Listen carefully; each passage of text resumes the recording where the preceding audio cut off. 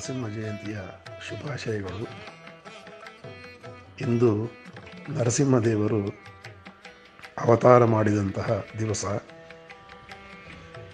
ಹಿಂದೆ ವೈಕುಂಠದಲ್ಲಿ ಜಯ ವಿಜಯರು ಶಾಪಗ್ರಸ್ತರಾಗಿ, ಬ್ರಹ್ಮದೇವರ ಮಕ್ಕಳಿಂದ ಶಾಪಗ್ರಸ್ತರಾಗಿ ಈ ಜಯ ವಿಜಯರು 3 ಜನ್ಮದಲ್ಲಿ ರಾಕ್ಷಸರಾಗಿ ಅವತಾರ ಮಾಡ್ತಾರೆ. ಒಂದು ಜನ್ಮದಲ್ಲಿ ರಾವಣ ಕುಂಭಕರ್ಣನಾಗಿ, ಇನ್ನೊಂದು ಜನ್ಮದಲ್ಲಿ ಶಿಶುಪಾಲ ದಂತವಕ್ರನಾಗಿ, ಇನ್ನೊಂದು ಜನ್ಮದಲ್ಲಿ ಹಿರಣ್ಯಾಕ್ಷ ಹಿರಣ್ಯಕಶಿಪುವಾಗಿ ಇವರು ಅವತಾರವನ್ನು ತಾಳ್ತಾರೆ. ಈ ಎಲ್ಲ ಅವತಾರದಲ್ಲಿಯೂ ಕೂಡ ಇವರನ್ನು ವಿಷ್ಣುವೇ ಸಂಹಾರ ಮಾಡ್ತಾನೆ. ಅದರಲ್ಲಿ ಶಿಶುಪಾಲದಂಥ ಭಕ್ತರನಾಗಿ ಈ ಜಯ ವಿಜಯರು ಶಾಪಗ್ರಸ್ತರಾಗಿ ಹುಟ್ಟಿದಾಗ ಕೃಷ್ಣ ಪರಮಾತ್ಮ, ರಾವಣ ಕುಂಭಕರ್ಣನಾಗಿ ಇವರು ಹುಟ್ಟಿದಾಗ ಶ್ರೀರಾಮಚಂದ್ರ, ಇನ್ನು ಇವರು ಹಿರಣ್ಯಾಕ್ಷ ಹಿರಣ್ಯಕಶಿಪುವಾಗಿ ಹುಟ್ಟಿದಾಗ ಅದರಲ್ಲಿ ಹಿರಣ್ಯಾಕ್ಷ ಅಣ್ಣ. ಹಿರಣ್ಯಾಕ್ಷನನ್ನು ಈ ಹಿರಣ್ಯಾಕ್ಷ ಇಡೀ ಭೂಮಂಡಲವನ್ನು ಸಮುದ್ರದಲ್ಲಿ ಬಿಸಾಕಿದಾಗ ಎಲ್ಲ ಜನರ ಪ್ರಾರ್ಥನೆಯಂತೆ ಹಿರಣ್ಯಾಕ್ಷನನ್ನು ಸಂಹಾರ ಮಾಡಿ ಭೂಮಿಯಲ್ಲಿ ಸಮುದ್ರದಲ್ಲಿ ಬಿದ್ದಂತಹ ಈ ಭೂಮಂಡಲವನ್ನು ಸಮಕಕ್ಷೆಯಲ್ಲಿಡ್ತಾನೆ. ಹಿರಣ್ಯಾಕ್ಷನನ್ನು ಸಂಹಾರ ಮಾಡಿದಾಗ ಅವನ ತಮ್ಮ ಹಿರಣ್ಯಕಶಿಪು, ಅವನಿಗೆ ಬಹಳ ಕೋಪ ಉಂಟಾಗ್ತದೆ. ನಾನು ಬ್ರಹ್ಮದೇವರನ್ನು ಕುರಿತು ತಪಸ್ಸು ಮಾಡಿ ಇಡೀ ಈ ಜಗತ್ತನ್ನು ತನ್ನ ವಶ ಮಾಡಿಕೊಳ್ಬೇಕು ಎನ್ನುವಂತಹ ಕೆಟ್ಟ ದೃಷ್ಟಿಯಿಂದ ಬ್ರಹ್ಮದೇವರನ್ನು ಕುರಿತು ಭಯಾನಕ ತಪಸ್ಸು ಮಾಡ್ತಾನೆ. ಆ ತಪಸ್ಸು ಹೇಗೆ ಅಂತ ಹೇಳಿದ್ರೆ, ಮಂದರ ಪರ್ವತದ ಮೇಲೆ ಹೋಗಿ ತನ್ನ ಕಿರು ಬೆರಳಿನಿಂದ, ಅಂದರೆ ತನ್ನ ಕಾಲಿನ ಹೆಬ್ಬೆರಳಲ್ಲಿ ನಿಂತುಕೊಂಡು ಅವನು ಕೈಯನ್ನು ಮೇಲೆ ಮಾಡಿ ಮುಗಿದುಕೊಂಡು ಬ್ರಹ್ಮದೇವರನ್ನು ಕುರಿತು ಭಯಾನಕ ತಪಸ್ಸು ಮಾಡ್ತಾನೆ. ಅವನ ತಪಸ್ಸು ಎಷ್ಟಿದೆ ಅಂತೇಳಿದರೆ, ಅವನ ದೇಹವನ್ನು ಹುಳಗಳು ತಿಂದರೂ ಕೂಡ ಅವನಿಗೆ ಆ ಜ್ಞಾನವೇ ಇರುವುದಿಲ್ಲ. ಅಷ್ಟು ಏಕಾಗ್ರತೆಯಿಂದ ತಪಸ್ಸು ಮಾಡ್ತಾನೆ. ಆಗ ಇವನ ಈ ಭಯಾನಕ ತಪಸ್ಸಿನಿಂದ ಅವನ ತಲೆಯ ಕೂದಲಿಂದ ಒಂದು ಹೊಗೆ ಹೊರಗೆ ಬರುತ್ತೆ. ಆ ಹೊಗೆ ಎಲ್ಲ ಕಡೆ ವ್ಯಾಪಿಸುತ್ತೆ. ಅವನ ಉಗ್ರ ತಪಸ್ಸಿಗೆ ಮೆಚ್ಚಿ ಬ್ರಹ್ಮದೇವರು, ನಿನ್ನ ತಪಸ್ಸಿಗೆ ಮೆಚ್ಚಿದ್ದೇನೆ, ಏನು ಬರಬೇಕು ಅಂತ.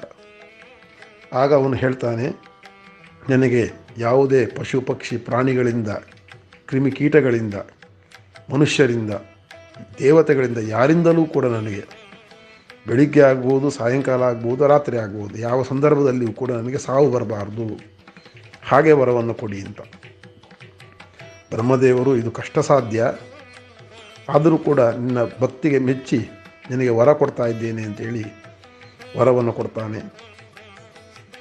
ಈ ಹಿರಣ್ಯಕಶಿಪುವಿನ ಹೆಂಡತಿ ಕಯಾದು, ಇವರಿಗೆ 4 ಜನ ಮಕ್ಕಳಿರ್ತಾರೆ. ಅದರಲ್ಲಿ ಕಿರಿಯವ ಪ್ರಹ್ಲಾದ, ಒಳ್ಳೆಯ ಭಾಗವತೋತ್ತಮ, ಒಳ್ಳೆಯ ಹರಿ ಭಕ್ತ, ಹರಿಯಲ್ಲಿ ವಿಶೇಷವಾದಂಥ ಭಕ್ತಿ ಉಳ್ಳವನು. ಇವನು ರಾಕ್ಷಸನ ಮಗ, ಹರಿಯಲ್ಲಿ ಭಕ್ತಿ ಇರಲಿಕ್ಕೆ ಹೇಗೆ ಸಾಧ್ಯ ಅಂತೇಳಿದ್ರೆ, ಇವನು ತಪಸ್ಸಿಗೆ ಹೋದಾಗ ಇಂದ್ರಾದಿ ದೇವತೆಗಳು ಭಯಪಡ್ತಾರೆ.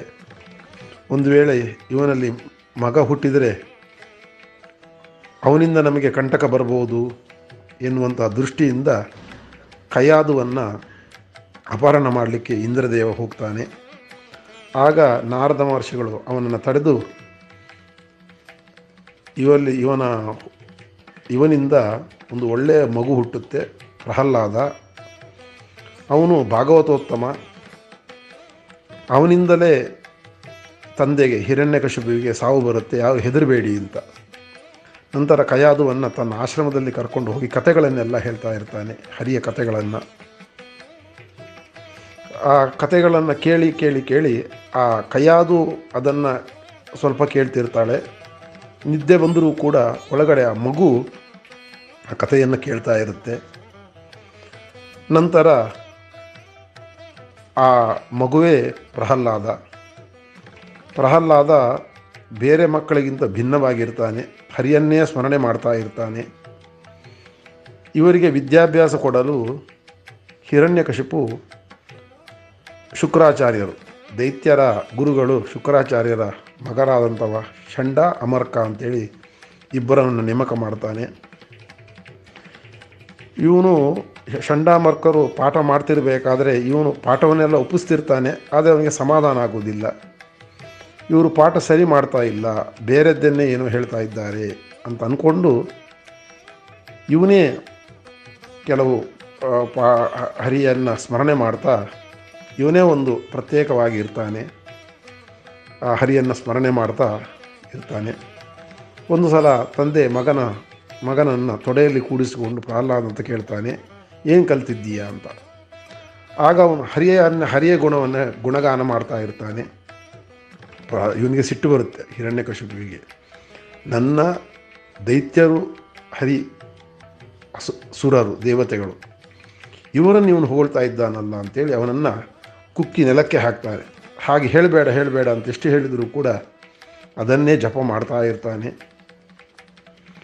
ಜಪ ಮಾಡಿ ಕೊನೆಗೆ ಈ ಹಿರಣ್ಯಕಶಿಪು ತನ್ನ ಕೊನೆಯ ನಿರ್ಧಾರ, ಏನು ಮಾಡಿದ್ರೂ ಕೂಡ ಇವನು ಸರಿಯಾಗುವುದಿಲ್ಲ, ಹರಿಯನ್ನೇ ಧ್ಯಾನ ಮಾಡ್ತಾನೆ ಅಂತೇಳಿ ಗೊತ್ತಾಗಿ ಅವನನ್ನು ಕೊಲ್ಲಿಕ್ಕೆ ಬಗೆಬಗೆಯ ರೀತಿಯಲ್ಲಿ ಆನೆಯಿಂದ ತುಳಿಸ್ತಾನೆ, ಬೆಟ್ಟದ ಮೇಲಿಂದ ಬಿಸಾಕ್ತಾನೆ, ಖಡ್ಗದಿಂದ ಅವನನ್ನು ಕೊಲ್ಲಿಕ್ಕೆ ನೋಡ್ತಾನೆ. ಏನು ಮಾಡಿದರೂ ಕೂಡ ಅವನು ಸಾಯುವುದಿಲ್ಲ. ಕೊನೆಗೆ ಪ್ರಹ್ಲಾದನ ಹತ್ರ ಹಿರಣ್ಯಕಶಿಪು ಸಭೆಯಲ್ಲಿ ಕೇಳ್ತಾನೆ, ಇನ್ನು ಹರಿ ಅಂತ ಹೇಳ್ತೀಯಲ್ಲ, ಈ ಕಂಬದಲ್ಲಿ ಹರಿ ಇದ್ದಾನೆ, ಈ ಕಂಬದಲ್ಲಿ ಹರಿ ಇದ್ದಾನ, ಹೇಳು ಅಂತ. ಆಗ ಅವನು ಹೇಳ್ತಾನೆ, ಎಲ್ಲ ಕಡೆಯಲ್ಲೂ ಕೂಡ ಹರಿ ಇದ್ದಾನೆ, ನಿನ್ನಲ್ಲೂ ಇದ್ದಾನೆ, ನನ್ನಲ್ಲೂ ಇದ್ದಾನೆ, ಈ ಕಂಬದಲ್ಲೂ ಇದ್ದಾನೆ ಅಂತ. ಹಾಗಿದ್ರೆ ಈ ಕಂಬದಲ್ಲಿದ್ದರೆ ನೋಡು ಅಂತೇಳಿ ಸಿಟ್ಟಿಂದ ಆ ಕಂಬಕ್ಕೆ ತನ್ನ ಗದೆಯಿಂದ ಹೊಡಿತಾನಂತೆ.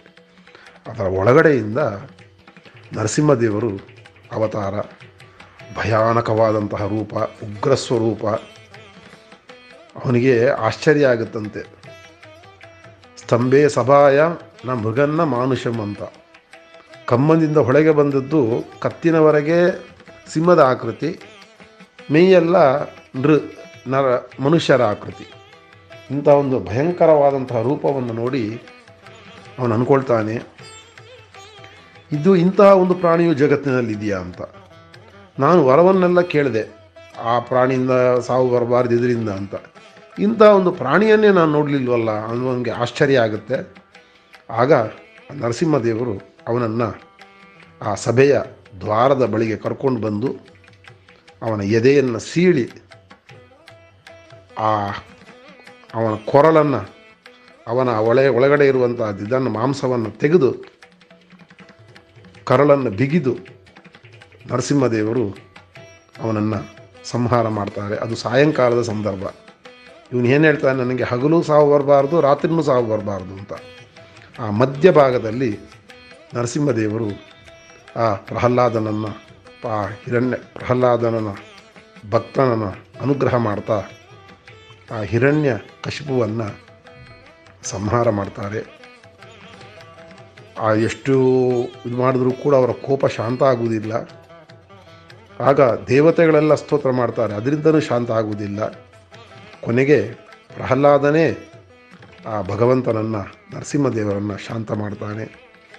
ಅಂತಹ ಆ ನರಸಿಂಹದೇವರು ಅವತಾರ ಮಾಡಿದಂತಹ ದಿವಸ ನರಸಿಂಹ ಜಯಂತಿ. ಈ ದಿವಸ ಯಾರು ಈ ಕಥೆಯನ್ನು ಕೇಳ್ತಾರೋ ಅಥವಾ ಯಾರು ಭಜನೆ ಮಾಡ್ತಾರೋ ಅವರಿಗೆ ಒಳ್ಳೆಯ ಸಂತಾನವನ್ನು, ಭಾಗವತೋತ್ತಮನಾದಂತಹ ಮಗನನ್ನು, ಪುತ್ರ ಸಂತಾನವನ್ನು ಆ ನರಸಿಂಹದೇವರು ಅನುಗ್ರಹ ಮಾಡ್ತಾರೆ.